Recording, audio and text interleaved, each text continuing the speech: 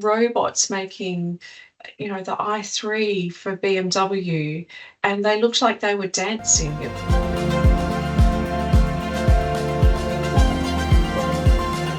Working in a factory is just such an amazing thing. Was really one of the most incredible parts of my job was to visit factories around the world and see manufacturing in Yes. action. And if Yes. you go to Boeing in Seattle and see an entire production line of planes, it is breathtaking. If you ever have the chance to do it, just Yes. go. To Yes. see robots making, the i3 for BMW, and they looked like they were dancing. It was just so fast and Yes. so Yes. magical.